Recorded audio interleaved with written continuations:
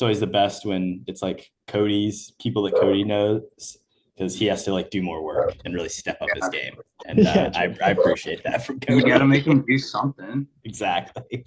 Finally, right? Stuff. All right. Hello and welcome to Kody and Korbin Have a Podcast, the show where two former roommates talk about 2017's It. My grandfather thinks this town is cursed. That all the bad things that happen in this town are because of one thing. An evil thing.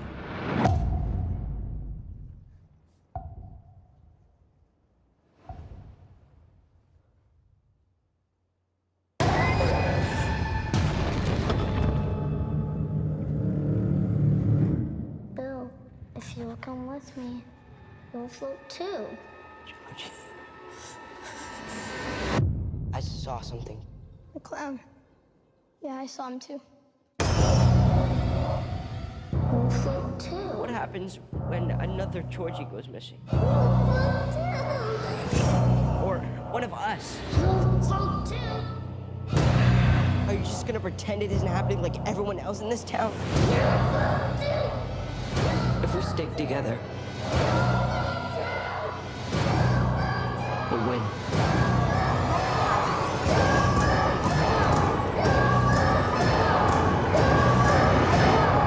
I'm Korbin Zvokel, the dancing clown, and joining me is my co-host, Kody Webb. Hiya, Kody. How's it going, Kody? What's going on, man? Going great, man. I'm very excited to be back. Another fun episode of Spooky KHAP, as I like to call it. October special is ongoing. I'm surprised too you didn't call me a clown. I feel like that's a pretty easy joke you left there. So it's been played out. We've done it many times. Very true. And to move along the episode here, we also have a very special guest. I'll introduce him off the bat here. We are kind of the members of the loser club here, Korbin. And we need an extra one. So I brought my good buddy Tyler Shupert. I'm gonna call him Shoop the entire episode, so just heads up on that. But yeah, welcome to the Losers Club, man. How's it going? What's up? Happy to be here, guys. I know Webb hit me up a while ago trying to do this thing. I'm glad we finally got it going. Yeah. Really glad to have you on, man, and excited to talk about this movie, It, and it's the perfect time. True. Right. It's getting spooky out. Halloween's around the corner, dude. Everybody's getting a little creeped out. And, it was between this or Hereditary, and I felt like this one might have been a little more chiller than Hereditary would have been. But, all in all, a good pick, I feel like. Yeah, so I guess that takes us right into the why. What is it about It? Why me? Why did you pick me? I guess that speaks to you. Obviously, like Hereditary, Kody and I have talked about other Ari Aster movies on the podcast and similar stuff, but we've never really done anything like It. What was it that made you want to, do that one specifically? So the big thing for me was, man, I am terrified of clowns. Clowns are they are awful.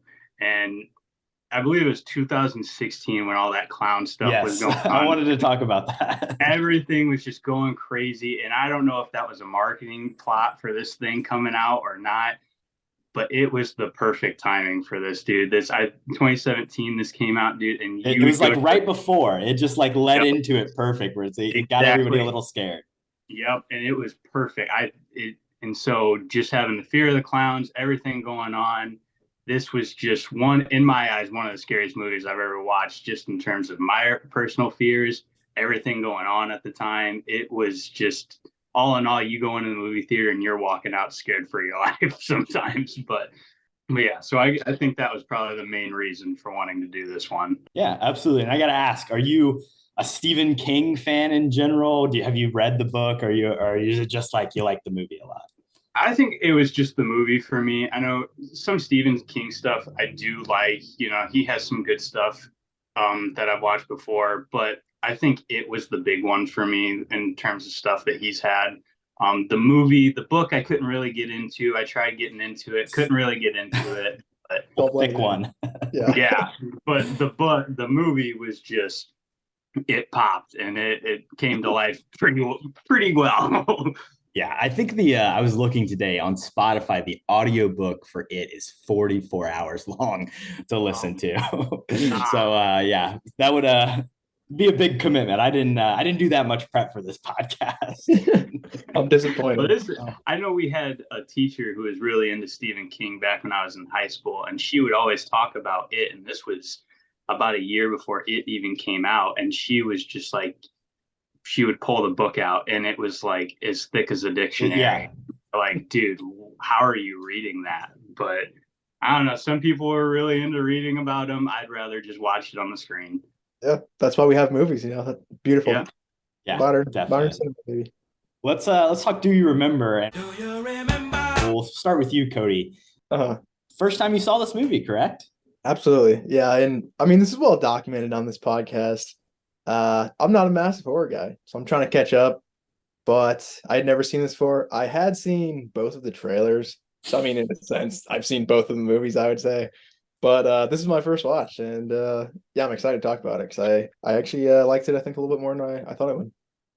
Yeah, it wasn't my first time watching. I think it's probably like the second or third, or it's one of those ones that I've probably caught at different points on like a TV screen or whatever. But I didn't see it in theaters. I can't specifically say when the first time I saw it was, but it was good to revisit it here today. Shoop, do you have like a very memorable first time watching? You said you saw it in theaters? Yeah, so I actually do. It was like I saw it like 2 days after it came out in theaters. Nice. And obviously with the clown stuff, everybody's kind of, freaking out still and everything still. But I remember vaguely watching this movie, you go through everything, scary movie, obviously. And the worst part is walking out of the movie theater for a lot of people after they watch a movie like this. And you just had people, obviously it wasn't opening night, so people watched it before, and to pull little pranks, people were waiting for you in the parking lot for the one I went to. Wow. And there was red balloons all over people's cars. You walked out of the movie theater, every single person's car had a red balloon hanging on the window of it. So just that aspect of it, everybody was just freaking out after they get out of this movie.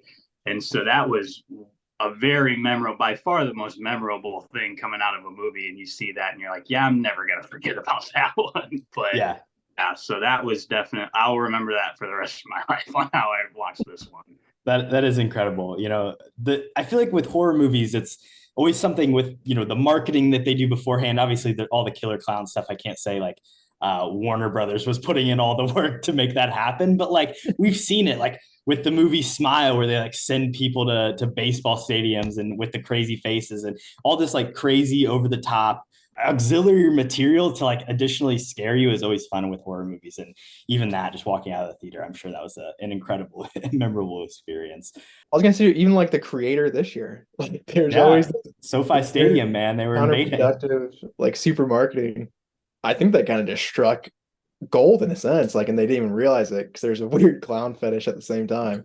But that is awesome with the balloons. Some people's nights were probably ruined by that, but I love it. Speaks to the power of this movie too, that just like a red balloon, that image can put a little fear into your heart. Let's say our initial thoughts. Good morning, Vietnam! Kody, what did you think about it, man? Yeah, I got a lot of thoughts. Off the bat, like I said, I do enjoy this movie a good amount, but I think there's definitely some stuff you can pick at. Off the top, for me, I just like this town of Derry just sucks. Like there's really nothing good in it. First off, like obviously the chunkier kid. Also, I'm gonna name most. Yeah, I was gonna say the names are not. I feel bad. I'm gonna just call him. What should we call him? His name is Ben. Ben, there we go. I'll help you out. You give me their names, I'll try and call them that. But yeah, Ben. Like, why would Ben even move to this town? I like that. Like that was kind of tied into his story of him being like the person looking into the history and being like, "There's something shady going down here. Like this doesn't make sense." But like he has to have terrible parents to move to Derry of all places. And along with that, the adults are even worse. Again, it's probably just like, this it creature has, some sort of hook over them or whatever, and kind of is unraveling everybody's lives, I guess.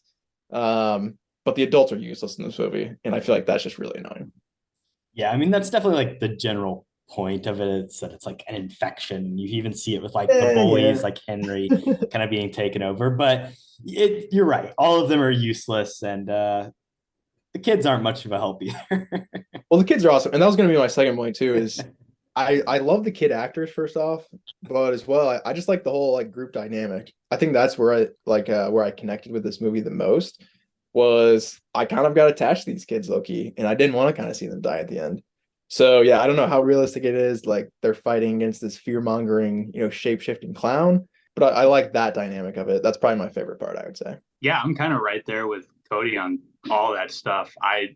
The thing I really liked about it was the kids, like he said, like Finn Wolfhard, from Stranger Things. He's a hard character not to fall in love with and come attached.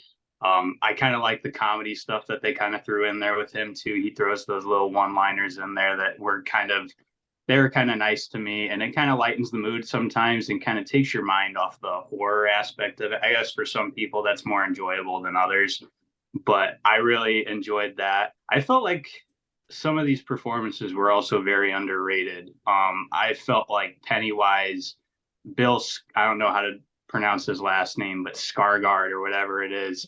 Okay. I thought he did amazing in this film. I loved him as Pennywise. I thought that was a super good pick for them on that point. And all in all, I just thought as a horror film, it was something new. And I felt like they took a nice little twist on the older version of it and kind of did their own thing with it. And I thought he did a pretty good job with it. I agree with that. I mean, Skarsgård especially, like, it's amazing that he's kind of been able to evolve out of it a little bit. He's still kind of stuck into the world of Pennywise as an actor. And he's even, begun to like play with that type in the movie Barbarian that came out last year. I think all across the board, they did a really good job casting. And then that can be said even further with like the It Chapter 2, the next one. They did a fantastic job of like casting the older versions of these characters. So that's been a strong suit of these two films. Yeah. The thing is, I don't know how Bill Skarsgård, I can't say his name either, to be fair. Bill Skarsgård.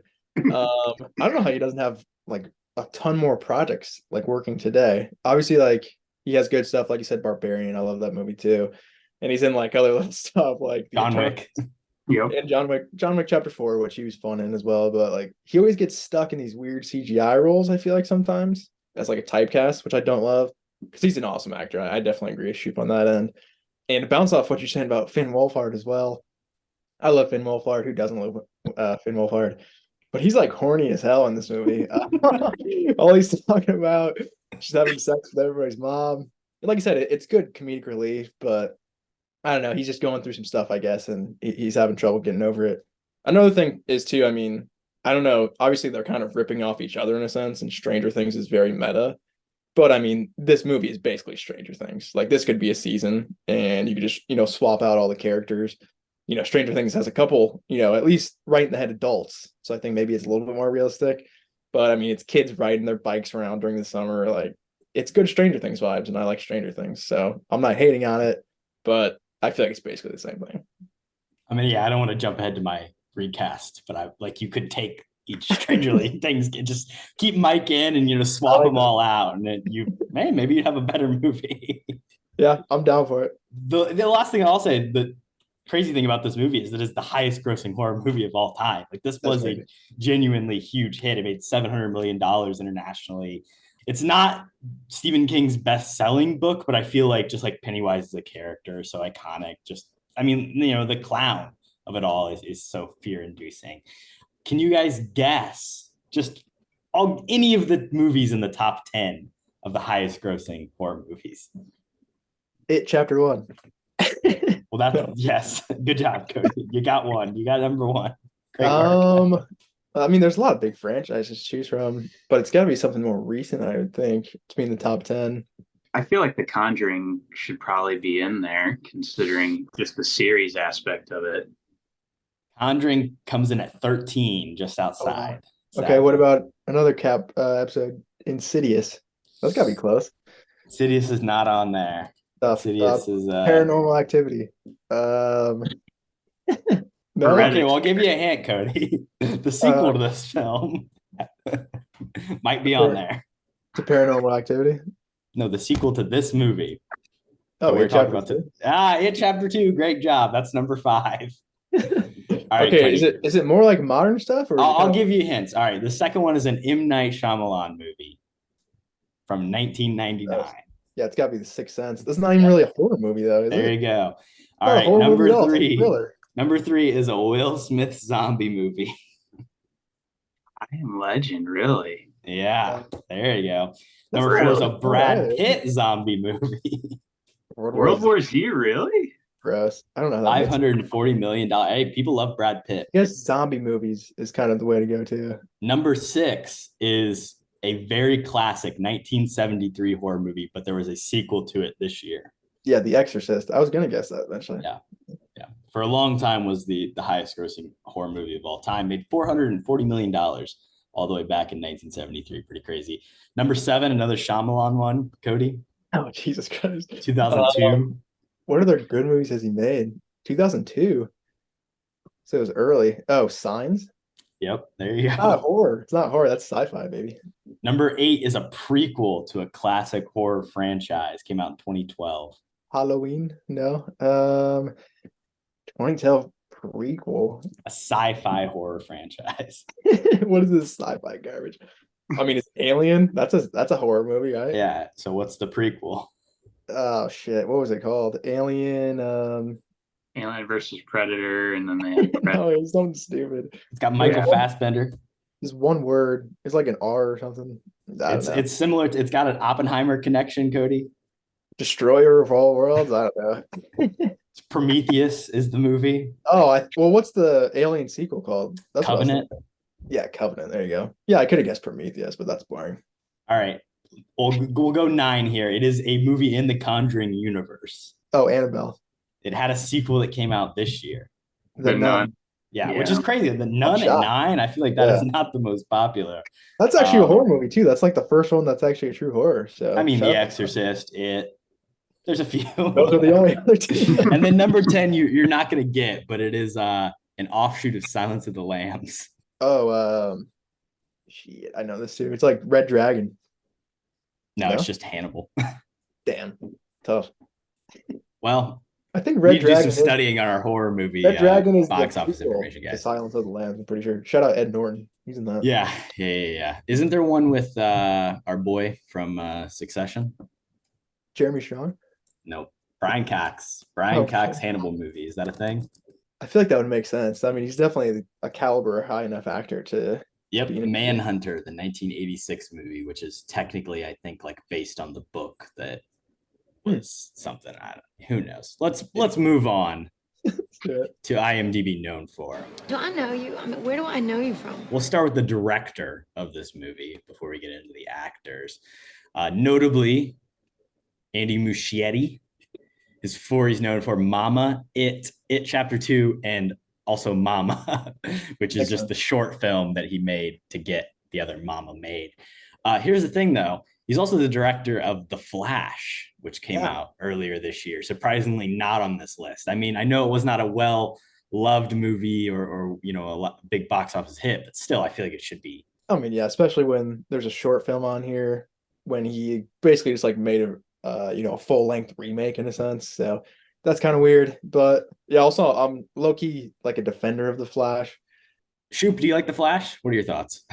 Did you watch it? I do like the Flash as, the superhero and stuff like that, What about the You movie? get some of that off, so you get some of that off-air stuff that's a little weird, but That's a reserved response. It's a good take. Very true. Don't reveal too much. Maybe that's why it's not on there, because I guess it is a little bit more controversial. Yeah. Also, IMDb is just stupid, but yeah, it makes no sense that it's not in there. But he's also going to direct, I believe, the The next Batman movie. Yeah. James Gunn liked him enough from The Flash to keep him around, I guess. But that'll definitely be in his top 4. I think when that comes out, I think. Yeah. This does continue the thing that we've talked about on this podcast before, where it's like horror directors. It's a good pipeline into the superhero world. Nowadays. It really is. And this one especially, because it's like a lot more of a CGI heavy. Like it makes a lot of sense that if you could do this, you could probably, well, you would hope at least that you could make a good superhero movie. That hasn't been yet to been proven, but Hey man, it's not that bad. All right. We'll move on to our wonderful Bill Skarsgård. His for It Chapter 2, Barbarian, and John Wick Chapter 4. We did talk about him a little bit already, but I wanted to posit an idea. Do you think he could become like the next Andy Serkis, Cody, like the guy that does stuff like that, or do you not want to see that from him? I don't really want to see that from him, if I'm being honest. I want to see him in like weird character roles, because I think he is just like a really fun oddball sort of sidekick in a sense. And in John Wick 4, I think he does show that. So I'm glad like that's on here, but nah, I don't want another typecast Andy Serkis. That's no fun, I don't think. The one thing I will shout out is this terrible Netflix movie, The Devil All the Time, that he was in. I don't want to say terrible. It's just like overly long, and you hate that movie. Robert Pattinson is like a sexually assaulting Southern priest, and it's very interesting. Quite the cast, but he is in it. He's top billed, and maybe you swap out one of the its for that just to give him some love. Yeah, this thing too. Like I feel like on IMDb, why not just combine like those two movies? Like in Uma Thurman is Kill Bill 1 and 2, like both on there. That's kind of dumb for this. I don't know. I mean, I don't really know what else you have for Uma Thurman's Pulp Fiction. Batman and Robin. It is 1, 2, Pulp Fiction, and Batman and Robin. That's a full Cody. Yeah, I mean IMDb, get your stuff straight. Just combine them together. I mean, it's the same thing. I don't know. Here's Finn Wolfhard's not a bad four here. It, Ghostbusters Afterlife, Stranger Things, Guillermo del Toro's Pinocchio. Shoop, you're a Stranger Things fan? I am. He was one of the ones that wrote me into that series, I think, too. Just him as an actor. And they were so young when they all started that thing, too, which was crazy that they Even were watching this movie, it's like, man, yeah. he looks young. Yeah, and it's crazy how good they were so young. And I think that was what really impressed a lot of people with that series, was just how young those kids were. And even Millie Bobby Brown, look at her now. I mean, she is just skyrocketed from this series going on. And it's crazy that a Netflix series like that has brought these kids into these movies like this. And just him alone, you can see it just from him, not even counting the other actors and actresses in that series too. Cody, when are we getting season 5? Well, probably not for a very long time. Honestly, they're probably going to be all like 30 by the time that comes out. So it'll be interesting how they deal with that. But yeah, I mean, I feel like Stranger Things and It are the two like obvious things that have to be on his top 4 here.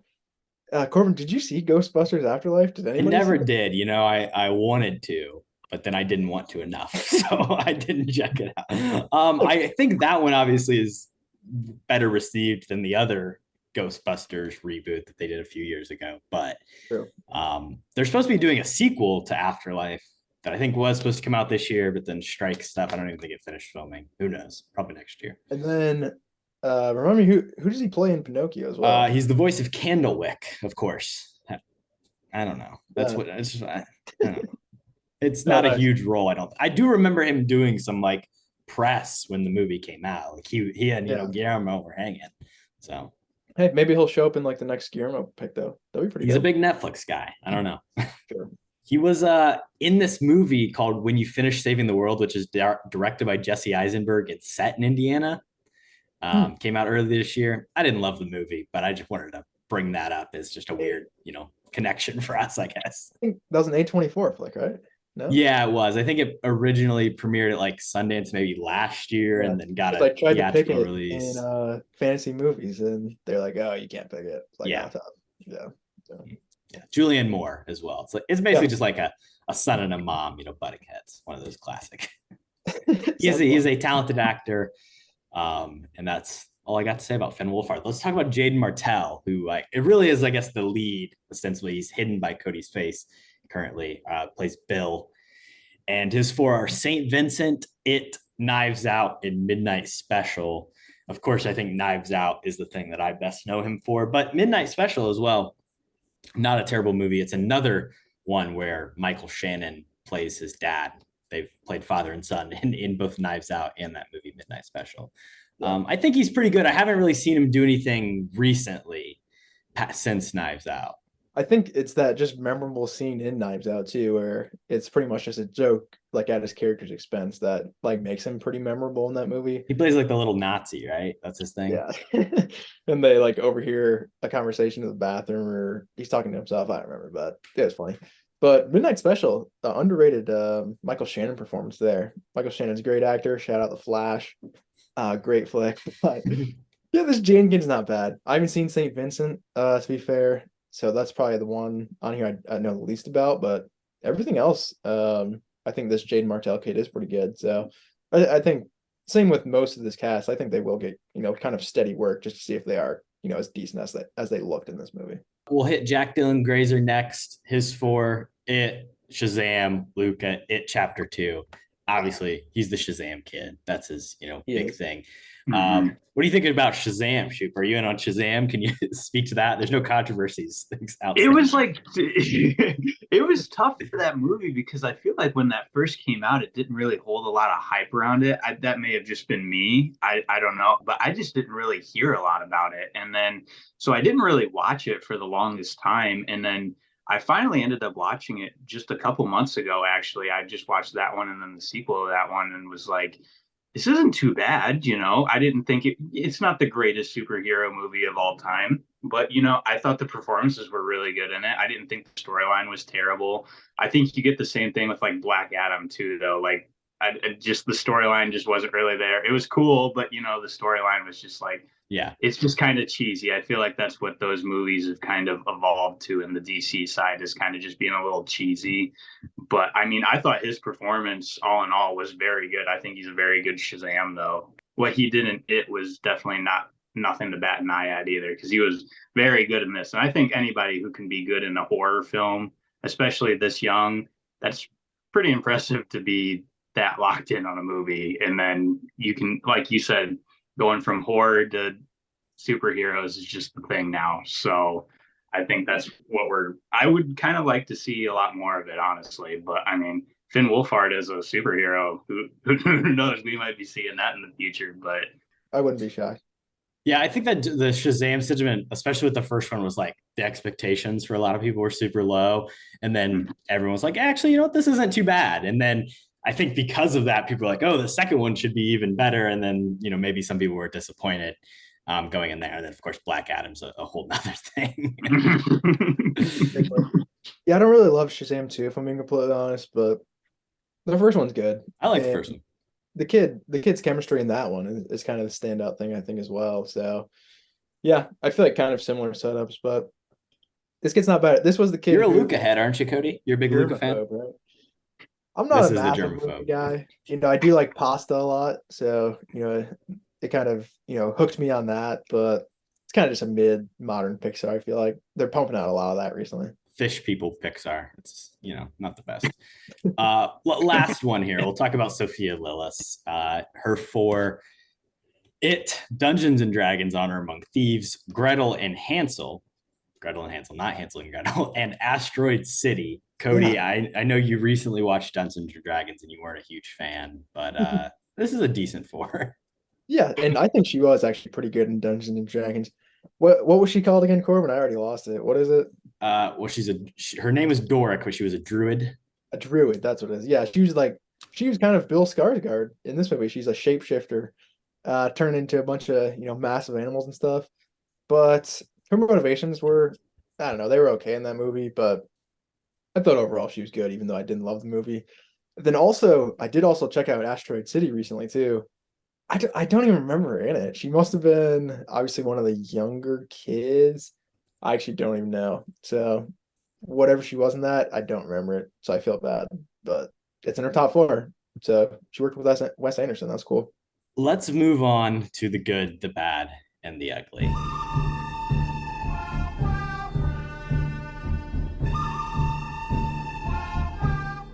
Start with the good. Shoop, take it away. What's the good, man? The good, I think, is the young, like we've talked about, the young actors and actresses. I thought that was really good. I feel like the casting for that was really good. Skarsgård, obviously, he's the good. I mean, I think that's no doubt that he is obviously the good in that. The performance he did with this is just phenomenal. I think he did an amazing job, but we've talked about that. But I think the casting in terms of the main characters as the children was very good. And so, yeah. And then some of the jump scares were good, but, we'll get to the bad and ugly on some of the other stuff. But yeah, I feel like they did a very good job with the casting, would be my good takeaway from that. Yeah, I agree completely. And I might go on a little tangent here, so bear with me, but Bill Skarsgård is awesome in this movie. I mean, holy shit, he is amazing in this movie. His whole character design, I think, is really underrated. Obviously, it's the classic clown. Like Shoop said, everybody's scared of clowns. People hated on it originally when it was really, not scary enough. Bill Skarsgård, this new It movie's corny. the damn internet, they'll never stop. But I think it's really cool. And I really like, just like I said, the character too of being like this shapeshifter, sort of a fear monger in a sense too, just kind of latching on to fear, and that's kind of his existence in a sense. And like I feel like throughout this movie, I'm just like holding my breath the majority of the times, just because this clown is coming for everybody in a sense. And even when they can't see him, even we can't see him, like they're still there. So I feel like the tension in this movie is actually really good. And that was one of the things. Also, too, like they play with your emotions a lot. I mean, rip Georgie, guys. I like George. What an opening.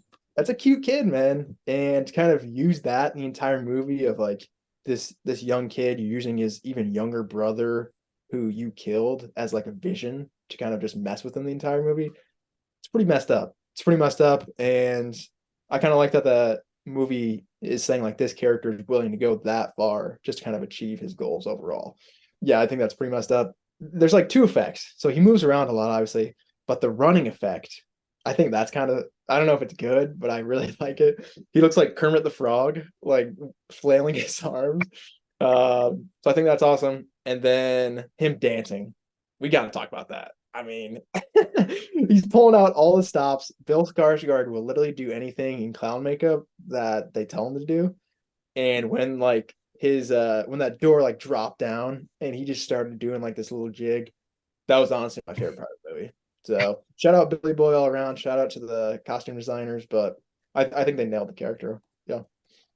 Yeah, I mean, I think it's incredible.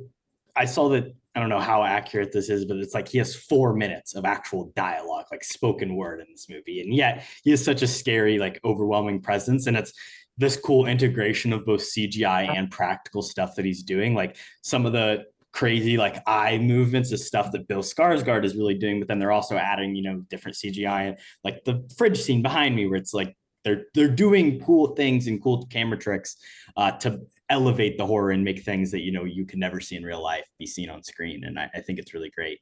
And Bill Skarsgård just nails it absolutely. I know there's a good anecdote as well. I think it was Jack Dylan Glazer or one of the other kids had to do their first scene with Pennywise, and he's like screaming at him, and the kid's bawling and teary-eyed, and then they break for the scene, and Bill Skarsgård's like, "Hey, are you okay? Like, are we all good?" And he's like, "Oh no, like I really loved what you did with the character there." Like that's just, he's like, "Wow, these kids are professionals." Like it was just everybody was at the top of their game, like really working hard to contribute and make something really well done. And I think that's awesome.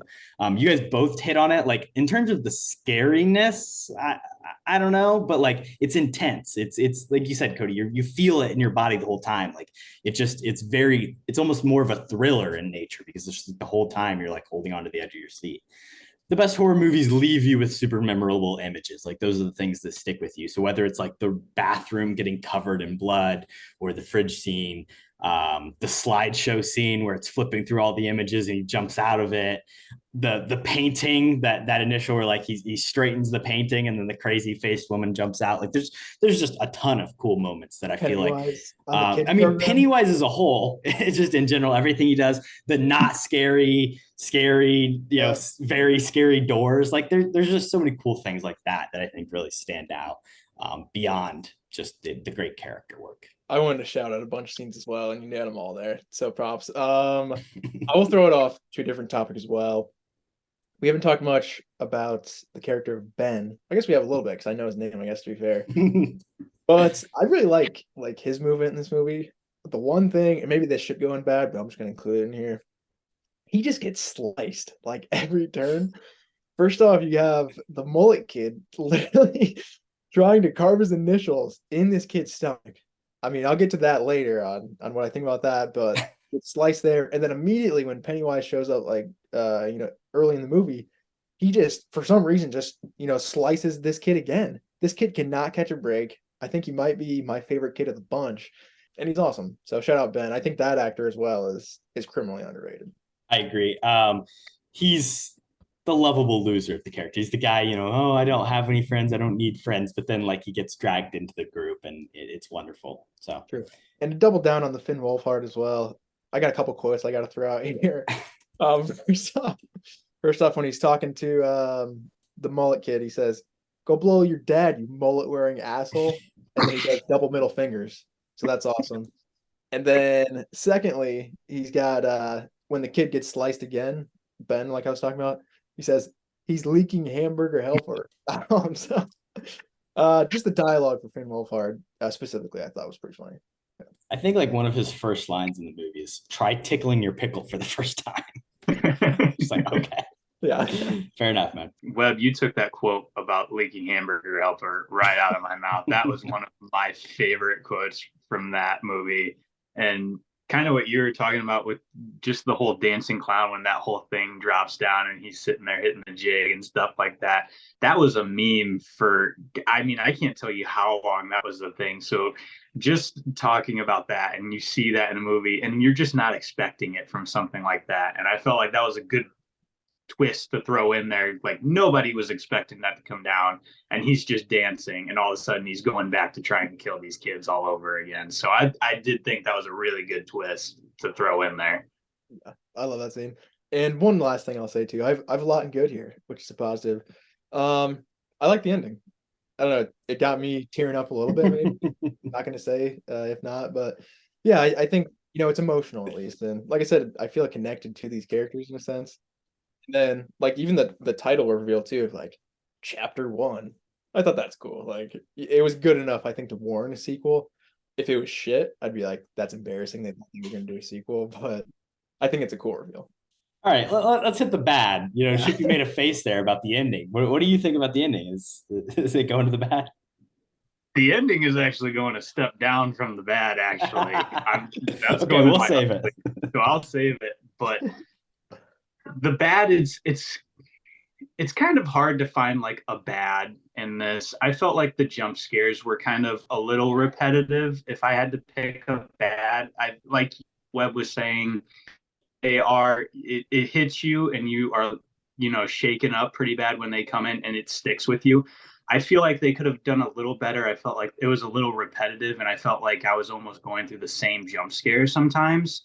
So the movie's a little long. It's like 220, so it's like to extend it for that whole runtime, you start to see some of the same stuff. So I agree with that. Yeah, so I think that would be like the only bad that I would really pick out of it. Other than that, I mean, I feel like you're kind of nitpicking if you kind of have a lot of bad to talk about this movie, unless you just didn't like it. If you didn't like it, then you have a lot of bad. But like Webb is saying, if you like it, obviously he's got a lot of good to say about this movie, and I'd be interested to see Webb and just to see what he says about the bad, because I mean it's so good I can't really find a bad in it. So yeah. I got some bad, but I do want to throw it over to Corbin first, because I believe you I mean you're not as high in this movie obviously as us, so I definitely want to hear your thoughts. Yeah, I'm not like, I think this movie is just like a solid horror movie. Like I don't think it's revolutionary. I don't think it does anything special. And almost like when I was talking about it being the highest grossing horror movie, that I almost don't like that about it, because it's like it is a big CGI IP kind of like, I think there's so many better horror movies that I love so much more that do new and unique things, and where this is like kind of like you said, recycling a lot of the same stuff, pulling on imagery that we've seen before. It's doing it very effectively and at a very high quality rate with a huge budget behind it, but it's not necessarily taking a lot of huge risks in any sort of way. So, that's a knock on the film at the very least. And then just for me, I'm not a huge fan of the ending, kind of just like, really? It's just a bullshit nothing ending. Like, yeah, they fucking push him down a well and then they move on. And then it's also the tough thing because it's like in the source material, the entire story is happening simultaneously, them being young and old, where like they just focused on the young for this one, and then they did a little bit of both for the second movie. I almost wish they would have just done the back and forth for the whole thing and had it planned out, like film the movies together, do the full story in the way it's meant to be done, as opposed to like giving it, because this is really, it's like you have to go watch the next movie to really find out if anything happens, because they get off pretty easy here. And then they do the whole blood oath thing, which that gets into the ugly for me. I don't like that. That's fair. If that's in your guys' ugly, I understand that, but I kind of like the ending, like I said. But like you said, it is a bit cookie cutter, I think. It's a better ending than I think the second movie. Well, fair enough. And also, I mean, you're kind of just, with that, Corbin, you're kind of just saying like, oh, it's a part one. That's my yeah. I mean, the Spider-Verse movies. So, sure. yeah, I feel like it's more of a structural issue, and it's hard to adapt, I feel like, in a sense, like you're saying too. So definitely understandable. I do have some bad too that I'll throw in here. Maybe it's just because I've been watching the Scream movie lately, but I mean, why are these kids going into this house, bro? Like it makes no sense. All you're bringing with you is like this little gun. It's not even a gun. It's the thing you like use to kill sheep, I guess. I don't know, but actually like bring weapons. Like if we were in Stranger Things, they're bringing a bat with, spikes on it. They're bringing guns. These kids are idiots. I'm sorry. Like get some weapons at least. I guess Beverly has that, just wire that she puts through his head a couple times, to be fair. So shout out to that. But my other big thing here too is I don't like the dick bullies characters. I don't think they're really necessary. Like you already have a really good villain, and then just have this.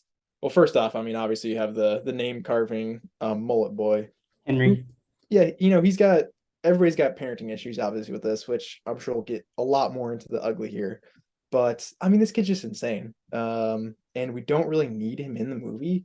Really, Pennywise is just there to, I guess, mess with his head more in a sense than like he's even doing anything. So why not just do it through Pennywise, I think. And then the other girl villain who's kind of just a dick to Beverly, I guess. I'm not a big fan of her either. So I feel like both of those side like antagonistic characters were just not necessary. Yeah, I mean, I can defend it in the very least where it's like, it's a story about adolescence and growing up in the 80s and like that. I mean, you gotta have It's the both. same thing as Stranger Things. There's bullies and there's always the growing pains of life, Kody. Still stupid. The ugly. Kody, get it started. Yeah, I mean, there's some blatantly obvious stuff in this one. First off, I mean, I feel like we need to start on Beverly's dad here. This guy's just a real weirdo. And kind of like I was saying before, this whole town is bad parents. Even Germaphobe, his mom sucks. So all the parents are bad, but obviously the dad here is the worst. I mean, it's obviously heavily implied that he's doing some sexual stuff to Beverly, which is very, very bad. So he's my top of the category here, but there's a lot of other stuff I think we can go into as well. Yeah, that was definitely the first thing on my list. Also, the bullies, the carving that we've already talked about. Oh, yeah, also, he gets a toilet seat to the face, so that's not bad. Or I guess it's the back of a toilet seat, but yeah, deserving. So I guess I like that. And then also the scene where they like have Beverly flirt with like the old guy at the pharmacy to like help the kids steal stuff. Just strange, 14-year-old girl and like a 60-year-old man. Not great stuff. What do you got, Shoot, for the ugly? So I'm right there with Webb on like obviously the dad stuff, and then the bully. I just didn't really see his point of really being in there. I like the kid's performance on it. I thought he played very well, but like he said, Pennywise being in there, I just don't see why you needed another character like that to be in there. But the ugliest part for me is the ending, the blood oath. We've kind of touched on it. I think that is the cheesiest part of this movie. I did not like it whatsoever. It just kind of was. I just looked at that and was like, that doesn't fit this movie at all for the ending. And I would have really liked to see them doing something a lot different with that ending. Yeah, I'm not a big blood oath guy. It feels very 80s in a certain way, so I can kind of understand that, but I don't love it either. Kody, any defense? It is like undeniably really gross, so I can't really disagree with that. And yeah, it's cheesy, but I feel like it's like the prototypical ending for a movie like this, so I don't hate it. But along with that, I mean, I don't think there's like crazy gore in here. Like I said, I mean, he gets stabbed in the face sometimes, but I like the weird like blood effect that is with Pennywise. Like it like rises up, like kind of the bodies he kills as well. So I thought that was a cool detail. But my other big thing here I did want to talk about, and it's kind of weird, but basically it's just about a couple turtle references. Corbino, you'll probably have to help me out with some of the lore here, but there's a couple references at the beginning when they're in the quarry. It's like, oh, I feel something. It's like, oh, you kicked a turtle. I was like, oh, I like that. And then later on, he's got like the Lego thing of the turtle as well that he ends up dropping. And basically, this is just kind of a reference to obviously the book It, but as well to like the whole Stephen King franchise. Yeah, like Dark Tower and stuff. It's a whole thing. It's all circled around like this magical turtle who I looked up his name. I didn't care enough to write it down, but he's like yeah, he's the hero of Stephen King's entire story. So I thought that was a fun little reference. I don't know if he shows up in the second one. I got my fingers crossed for it, but I just thought that was a fun reference that definitely is not necessary because there's no freaking chance they're bringing a turtle into the sequel. And lastly, too, I mean, I like titles. I just want to so that's the clip of. Yeah, unfortunately, not a direct appearance in the sequel. However, there's a few things in the original It book that do not make appearance or do not happen in this. Particularly a notable child orgy scene in the original source material that luckily does not appear on screen here.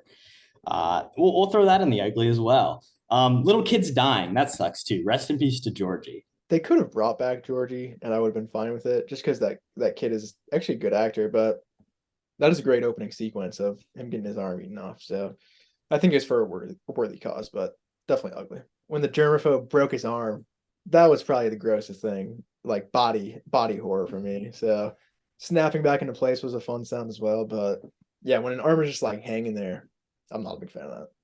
And then, that girl put loser on his cast and he changed it to lover. What a boss move. I do like that. Let's take a quick break and we'll be right back. And we're back with Invite, Fight, Night. Totally invite your personal friend, Spider-Man. I want to fight you. Hans, Bobby, I'm your white knight. Who do you want to invite on the pod? I'll get us started. I want to get our boy Ben on. He's the sweetest kid. He's also done all of the historical research. It is interesting because the character of like Mike is the one who ends up sticking around in Derry and like kind of takes on his role in the second movie of like being the librarian guy and calling everybody back to the city and remembering things. But in terms of this movie, Ben is the one with the most historical context and information we can garner about the history of Derry. So I think we'd have a good long conversation about all the horrors that have happened. I love that. I want him on the pod immediately. I'll throw it over to you, Shoop. Who do you want to invite? Pennywise, get this man on the pod. Let's see what's so messed up with this guy's head. Let's dive deep into this, just the dark thing that this guy is going with.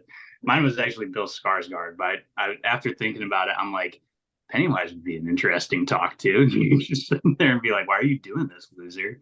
But yeah, I think Skarsgård would be a really good one. He just kind of, and I loved his stuff in John Wick 4, which we've kind of talked about that, but like, I just love him as like the villain and just being able to talk to him and kind of do stuff like that. He's kind of, I wouldn't say really like he's as good as Heath Ledger, but I kind of get that vibe from him a little bit. I don't know if that's just me, but it's kind of just, and that may just be because he dresses up as a clown, just like Heath Ledger did too. But I mean, that might just be that, but I would really like to pick his brain on some things.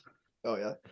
I back that completely. And yeah, I think it might just be the clown overlap going there, but Bill Skarsgård is awesome. I think he deserves more opportunities. And funny enough, I mean, it does go along with my pick. I did pick Pennywise as well. I mean, how can you not pick Pennywise here? I just needed more information, which I'm sure I'll get in the sequel and I won't really like it that much. But I feel like a full-on podcast, just talking about like his origins and his powers, because that's kind of, left up to translation in a sense.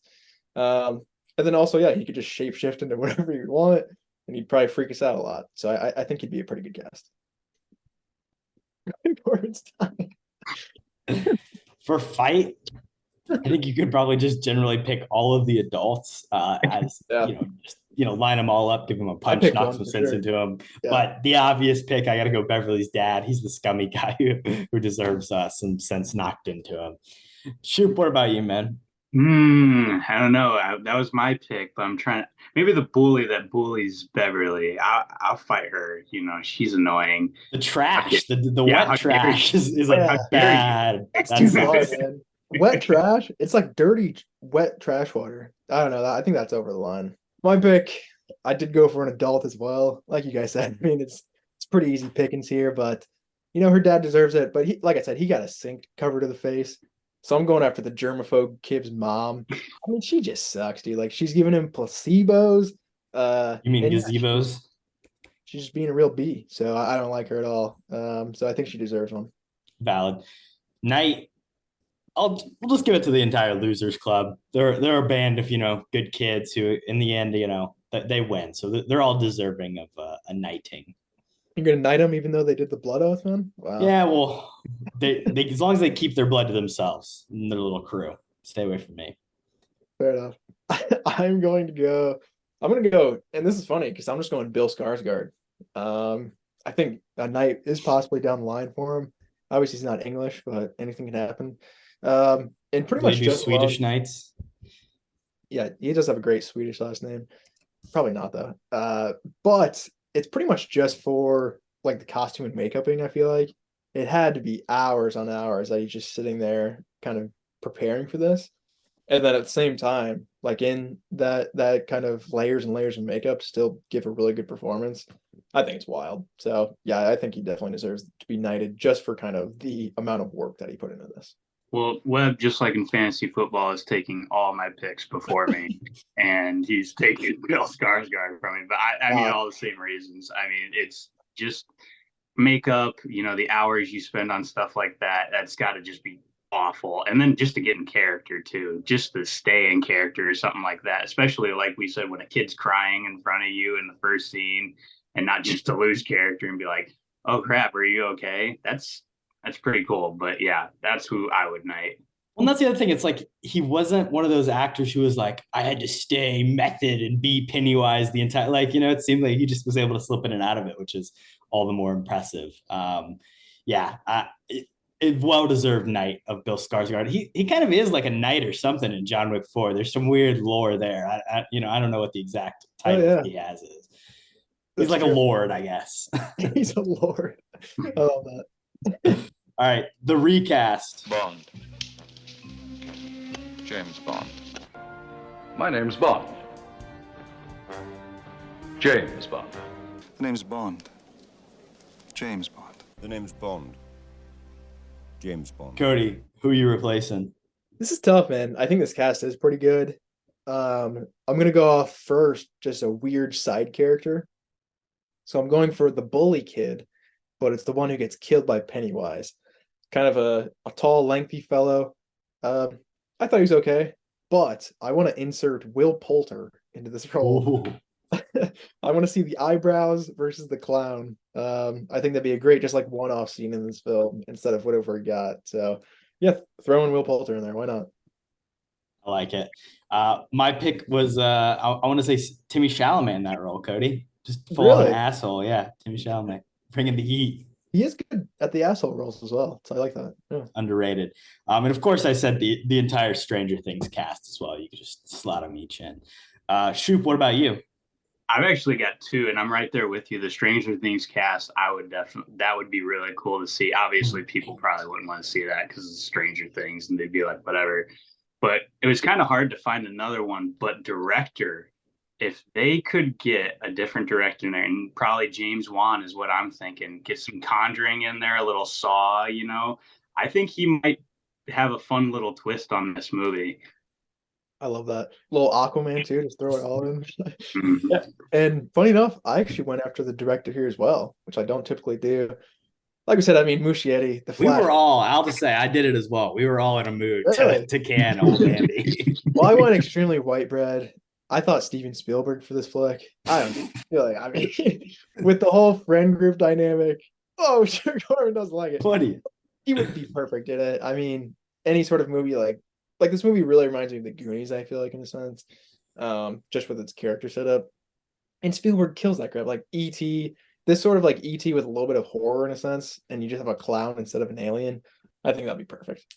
At least you didn't say like J.J. Abrams or something stupid like that. My pick is Mike Flanagan, which I guess you could say white bread in terms of just like having done plenty of Stephen King adaptations to this day. He directed Dr. Sleep, as well as Gerald's Game for Netflix, which is another Stephen King. And then also, of course, he's done all the, Haunting of Hill House, Blind Manor, whatever, Netflix miniseries. And that's my thing. Let's turn it into a miniseries. I'm not usually a fan of that, but I think for something like this, if you're going to have a book that's 44 hours on Spotify or, 800, 900 pages written material, like I think maybe a 7-hour miniseries might be the best method to get all the lore. We can get the turtle and the fucking thing. Like, let's make it happen. And Mike Flanagan is a guy who I would trust to capture the essence of Stephen King. Yeah, Corbin likes turtles. I respect it. Hey. Yeah, I like that. I think, like you said, it's so hard to adapt. I think that makes the most sense for it, though, is extending it out a little bit. Yeah. All right. the rating. But do you like me? Out of 69. I'll get us started because I think I might be the lowest here. Oh, yeah. I'm going to give it a 43 out of 69. I think it's a pretty solid movie. I do enjoy it, but not my favorite by any means. Kody, what about you? Yeah, for me, I mean, our rating systems are very different, obviously, but again, this is kind of in that 4-star range for me overall. Again, I feel like the majority of the movies that we do talk about, it's in between like the 55 and 65 range. I'm gonna go pretty much directly in the middle. If you checked out our last episode, I believe I had Bones and All at a 57 or a 58. I'm gonna go with 60 out of 69 here. Get it in the 60 range. I was like I said, a lot higher on this movie than I thought I would be, and the intensity I think is really what grabbed me in, and then I did like connect to the characters a good amount, which I didn't expect either. So yeah, I'm gonna give this one a 60. Shoop, what about you, man? Take it out. Yeah, I'm kind of right there with Webb. Just if I was in 2017 rating this, I probably would be right at like a 62 just because of, the time and everything like that. But I rewatched it yesterday and I think I'm more at like a 58 on this movie, honestly. I think the time that it was in definitely did a lot of justice for this movie when it came out. And then nowadays it's still a very good movie, but it just doesn't have that same feel that it used to back in the day with all the clown stuff and everything going on. That's fair. And maybe this is just telling me to never rewatch this movie because you guys both liked it a little bit less. I was going to say, like, I would argue it's just not like a great rewatch. I think it does maybe diminish a little bit on the second or third viewing.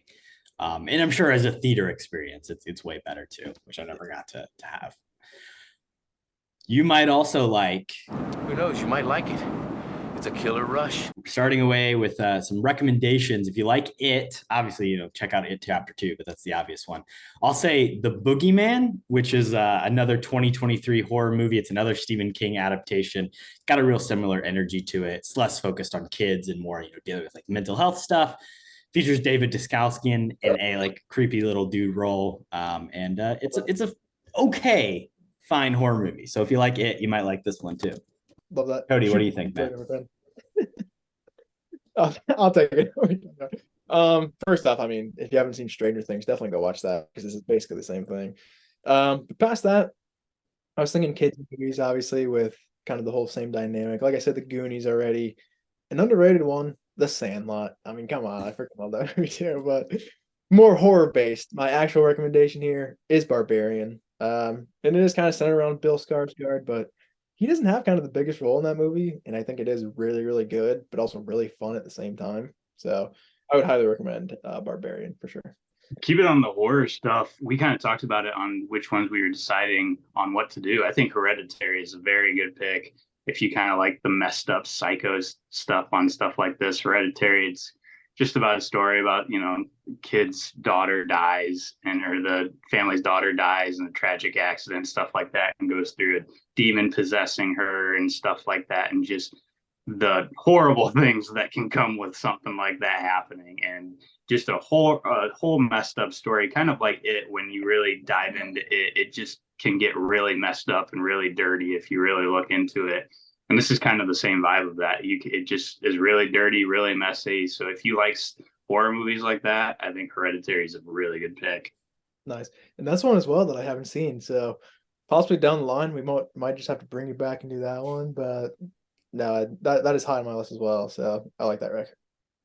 Kody, we'll start clicking around you, and you'll have no idea what it means, but don't worry about it. I don't know. Also, I will throw out this movie called The Black Phone, which is kind of, in terms of like kids being kidnapped and terrorized, it's a similar thing. It's kind of like Dazed and Confused, but a horror movie is probably the best way I would describe it. So less 80s, more 70s, but a fun little energy. And I think it came out last year. So Ethan Hawke's good in it. The final question. All right, listen, I got one last question for you. Last question for each of you. My question is for both of you guys: if you had to get into a fight with the Losers Club kids, how many of them could you take?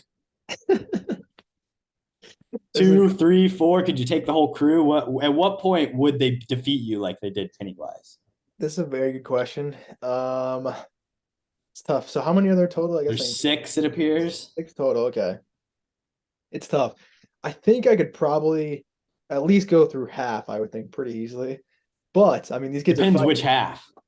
Good question. Do we get weapons too? That's the other thing. You're hand to hand. Yeah, you got your fists. Do they have weapons? I think that's a yes, right? I think so. Yeah, they've got Yeah, one so they have unloaded pig slaughtering Right. gun and a So if I dodge rusty pipe and a bat. If I dodge the sheep thing, I think I'm fine for a little bit. I think eventually Beverly is gonna have a rod directly through my face, so possibly take her out early, which is a weird thing to say. But yeah, I mean, I can take down Finn Wolfhard, the germaphobe kid, even Ben. I mean, Ben's gonna run in because he's a good kid, but I mean, he's going down pretty quick. After that, I'd say it's a bit of a crapshoot. You get to the good fighters in the group, I think, and I'd say I'd probably take one or two down, but I'm not making it out. I don't think by any means. Yeah. Will you fare better than Kody? I think I'm faring a little better just because this has been an argument outside of this podcast too with Kody and I lately. But yeah, so I think like he was saying, Beverly's little spike thing, I'm definitely gonna have to deal with that thing first because that's just deadly. And honestly, I wouldn't be surprised if I get hit with that thing first and I just get a total of 0 with these kids because that's the thing I'm most worried about. Fat kid's going down right after that though. He's done for. I'm not messing around with him. But after that, I'm kind of with Kody. I think 2 or 3, and the rest of them might just gang up on me, and I'm done for. If they start throwing rocks, you might be done for. If they have rocks, we're all screwed. But yeah, Shoop is notoriously slow, so I think I'm definitely taking out more kids than him. I think so. Yeah. Hey, nobody said anything about a foot race, Kody. Come on now. What's your final question, Kody? My question for you guys, and Shoop kind of answered it already, but you can give an offshoot if you want. But basically, if you were a kid growing up in Derry, what would Pennywise project to you that would scare the bejesus out of you? So basically, kind of what are you scared of most in a sense? Yeah, I don't know. I don't know if it would be clowns for me. Like I do think clowns are like generally creepy, but it's not like my biggest fear. I'm more scared of like death and heights, my own mortality. How can I don't know how you can so you'd be like hanging off a cliff. That'd be dope. Yeah, or like yeah, sure. I would like run and the street would end in Inception style. Yeah. Interesting. All right, Shoop, are you sticking with clowns or you got something else that scares the crap? Well, kind of switch it up. Obviously, clowns. Pennywise just showing himself would just make me crap my pants. But you know, if we were going off, I think spiders. Honestly, I feel like I don't know if that's the second one or this one that the spiders came into play. But they did a pretty good job with those. And yeah, I'm not about that life. I would not want to mess with any of those. Spiders or any insects like that, I'm out of here. I want no part of that. And I agree with that. Spiders aren't that bad, but I was thinking like they would have like a mountain of ticks. Like that'd be pretty good. Or I'm just answering my own question because I'm there. But do you guys know like the foam stuff that comes like in boxes sometimes? I hate that crap. Packing peanuts? No, it's like bigger though. And it like styrofoam? Yeah, the styrofoam. When you scratch it, it makes like that terrible noise. I feel like Pennywise would just be covered in that and just like moving, and I would just be freaking out. So I kind of just wanted to share my answer, to be honest. I hope that you get some help, Kody. That sounded terrible. You can't.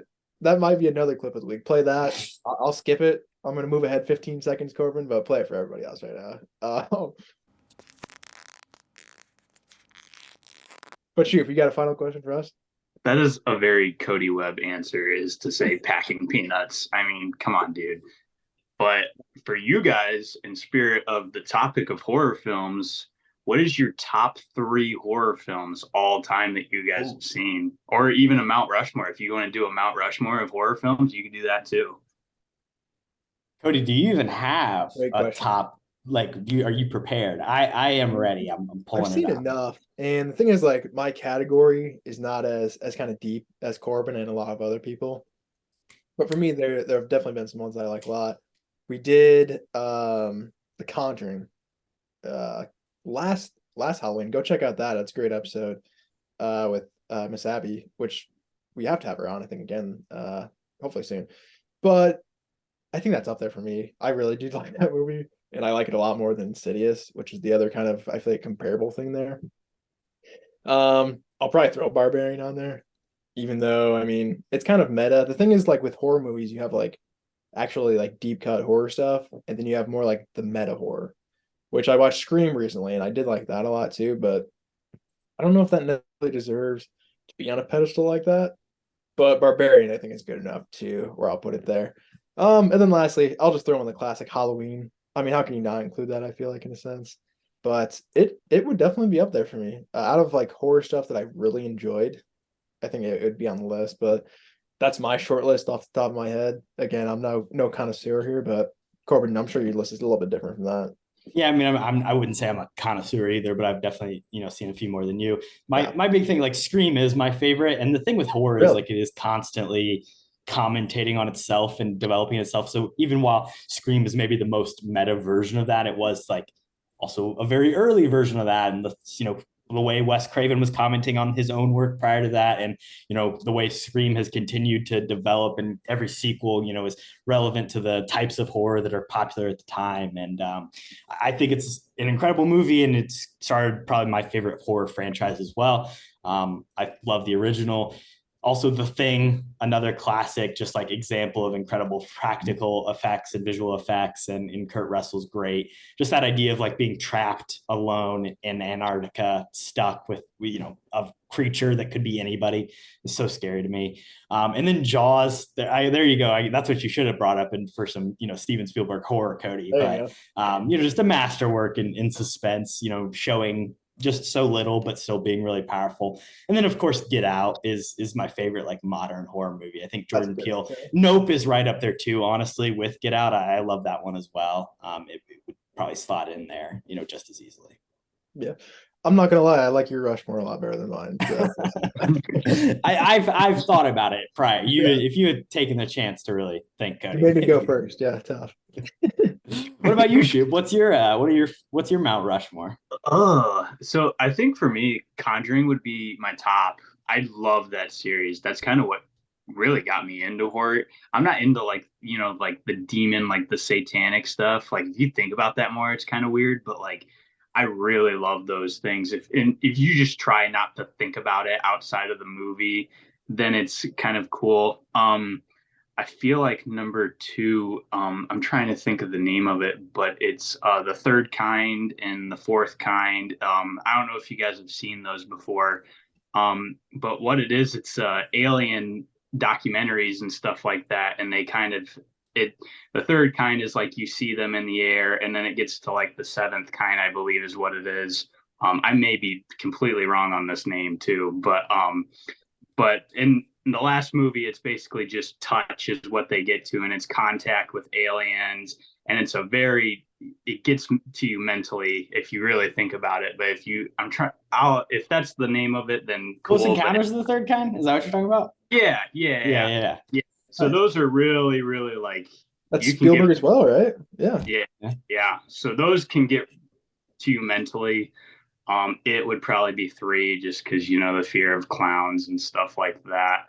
And then number four, honestly, might be Hereditary, or even Jaws, because Jaws at that point was such a good. But if I'm not going to pick one that's already been picked, I'd say Hereditary then, because kind of the same thing, just mentally just messes with your head if you really start to think about it too much. Yeah, we both just outdid Kody's list by a mile. I don't know what Webb's doing there.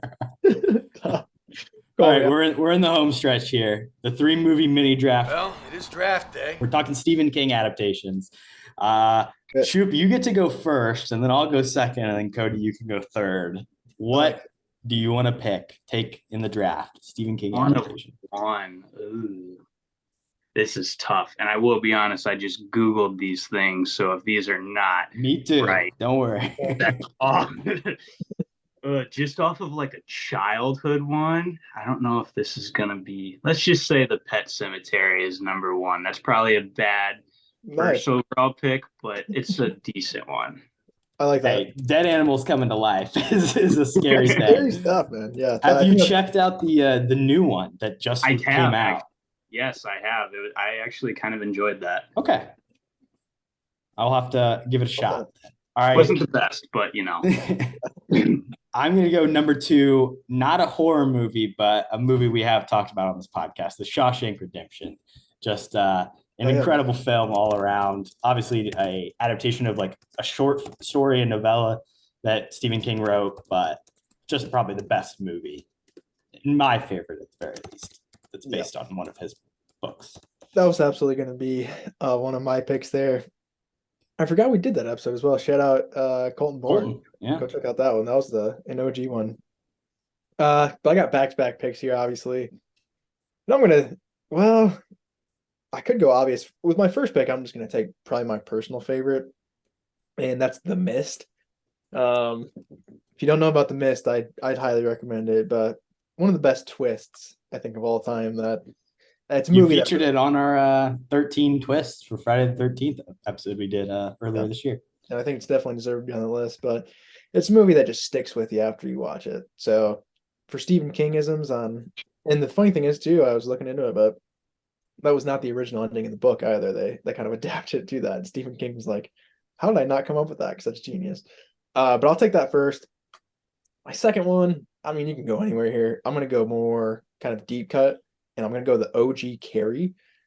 I don't know, Stephen King. Brian De Palma? I believe he directed that, but I believe, Stephen King has a lot of stuff. Like you said, Shawshank, that's not like super horror. And I guess even The Mist it's horror, but it's not the same as Carrie, I feel like. Like that movie terrifies me a little bit. And I think it does more of like the high school bullying a lot better than it does. But if you haven't seen like the original, don't check out the remake, obviously. But I do like the OG Carrie. That is a movie that I saw when I was pretty young and stuck with me. Well, Kody, I feel like you really left something just sitting there for me that seems a little crazy. I'm not a massive fan of it, so that's why I didn't pick. I'm not a massive fan either, but I got to say at this point in the game, I haven't seen a ton of these, so I got to take The Shining. It's Stanley Kubrick. Obviously, Stephen King has kind of denounced the movie as, a great adaptation of the original work, but it's still like one of the most iconic acting performances of the 20th century, and one of the greatest directors of the 20th century, creating a crazy world of horror. So, The Shining, 1980. Shoop, you've got 2 picks. What are you saying, Kody? I said that was a steal of the draft for sure. Yeah, definitely. Don't watch yourself. Shoop, your final 2 picks here. So I think with me, I'm going to go, and this is kind of a personal one for me, is The Green Mile. I really love Tom Hanks in that movie. That movie, watching it as a young kid, my parents were really into it. So that was kind of a cool movie to see. I've never heard bad things about it and stuff like that. So I'm going to go with that one. And then let's go a little horror and just go Children of the Corn. I don't know if you guys have seen that, but that one can get a little freaky. And I actually kind of liked it. I didn't hate the storyline behind it. And I thought that was a good one to throw in there. I like that. A little off kilter pick, but I mean, being from all of us are from Indiana. Yeah, that's what I was about to say. Yeah, we are the children of the corn, so I love that. You look around at night, and after watching that movie, you don't love it. There's a couple options here I'm looking at. I think Green Mile was another great value pickup for you as well late in the round. Kody, I'm not sure what he's doing, but I'm gonna go ahead and take. I'll take Gerald's Game. It's an underrated one, but it's kind of this weird story about Kody. You ready for the synopsis? Basically, this husband and wife go off to this, you call it an Airbnb, whatever, a little townhouse place on the lake to stay, and they're gonna, have some sexy times. And the woman gets tied up, and the guy has a heart attack and dies on the ground, and so then she's stuck there tied up. And all this supernatural shit kind of begins to happen. His body, maybe comes back to life. It's pretty crazy and creepy, but it's also a cool concept. So Gerald's Game is going to be my pick here. Interesting. I've never heard of that, but that synopsis is pretty dope. So I'm kind of there for it, but still a strange pick from you. There's a couple things I think are pretty obvious. Still remaining. And I would feel bad if Misery did not get taken here, because I think it is one of Stephen King's better works. So I'm definitely going to pick that. Kathy Bates is crazy good, I think, just from a performance standpoint. And it's also really scary too, in a different way, obviously, of again, I guess feeling trapped is pretty similar to Gerald's game, like you were talking about there. But literally, a super fan going to the lengths of, oh, you did this to a character that I like, and you didn't do this to another character that I like, and literally like shattering your legs over it. It's kind of terrifying. So yeah, Kathy Bates is awesome, and Misery, I think, is one of his more underrated ones. Honorable mentions. I mean, Stand By Me. We haven't even mentioned that movie, but if you want one that's like it, but without the horror elements, go check out Stand By Me. And then Christine, which, speaking of John Carpenter, it's not his lesser work. Is and then The Running Man? Is that technically one? I think it might be. I don't know. It Chapter 2, Cujo, and then of course Doctor Sleep, the sequel to The Shining that Mike Flanagan directed. We've reached our last thing here, guys. Weekly watches. What have you been into? What do you want to recommend? Karen, honey, what are you watching? Kody, I know you've been into some horror, but shoot, why don't you get it started for us? What have you been watching recently? So lately, I don't know if you guys are really into it, but I watch a lot of anime stuff. I don't know if that's stuff that you guys have gone over, but it's something I recently just got into. I never really watched it. I always thought it was kind of nerdy stuff like that, but I recently got into that. Some of that stuff's pretty good. And I'm really late to this one, and I've been telling Kody I was gonna watch this months ago, but Guardians of the Galaxy Volume 3, I just watched that last night, and I thought that was a great movie. I liked it a lot. So, and just the story that they have with Rocket and everything, I really enjoyed that movie. So just kind of stuff like that, and just trying to stay on the Disney stuff and kind of catch up with some Star Wars stuff too, like the Ahsoka series. I really enjoyed the Ahsoka series so far too. What are some of the animes you've been watching? What are some titles? So Black Clover is a big one that I'm on right now. It's kind of just the story about this kid who just trains really hard, kind of just the basic story of every anime, it seems like. But Naruto Shippuden's probably one I'd recommend to a lot of people. Yeah, classic. Attack on Titan, that's a good one. I'm waiting for that final season to come out. That's more people who like the story version of things. I feel like that's a better storyline to go off for people that enjoy stuff more like that. Nice. Yeah, I mean, I haven't gotten into it. My other roommate that replaced Kody took over his room when he left. Austin, who's been on the podcast before, watches a good deal of anime. I know he's a big One Piece fan, and that's like a whole endeavor to take on. 7,000 episodes. Yeah, and crazy. Still not done. Still waiting the ending. It's crazy. Yeah. It is crazy. Kody, what about you, man? What have you been into? Yeah, like you said, I mean, and I've said this already too, but checked out Scream for the first time. I do really, really like it. I'm not gonna lie. Maybe it's on my Mount Rushmore if I put more thought into it, but maybe not at the same time. But obviously the opening scene is awesome. I wish Drew Barrymore was in more of the movie, if being honest, but iconic stuff there. Wes Craven, really good slasher director, I think, underrated. Probably not, but I feel like in my head he is. Nev Campbell's great. It kind of kept me guessing throughout, which I like, and then the twist, I was like, I didn't see that coming. So I like that a lot. Maybe it's a bit too meta for me at times. There is some really good meta stuff with Jamie Kennedy where he's like watching the movie and yelling at like turn around, and like the killer's right behind him as well. Like that madness I think is good, but I think it does take it a little bit too far sometimes. And kind of piggybacking off that as well, today actually before we recorded, I just checked out Scream 2, the sequel. Little Jada Pinkett Smith action. Yeah, little Liev Schreiber right now.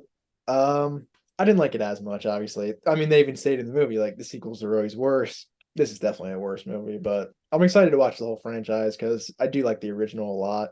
And honestly, I think the modern reboots are pretty solid as well. So like they kind of diminish, but once you get to the new ones, I really enjoy what they've been doing. Yeah. So I'll make it there eventually. So I'll keep you guys tracked on where I'm at through that. And then if you listen to our last episode, I mentioned that I watched Mission Impossible 5. I also checked out Mission Impossible 6, of course, titled Fallout, with Henry Cavill as kind of the co-lead in a sense. I didn't love it, I think, as much as a lot of other people did. The action's great. I mean, all the practical stuff with Tom Cruise is really impressive. But I feel like I'm just watching the same movie over and over and over again. This one, it tries to be a little bit different, where it keeps throwing curveballs. Like I think just in going into this from the second act to the third act, it's literally like 10-minute spans where it's like twist, twist, twist, twist.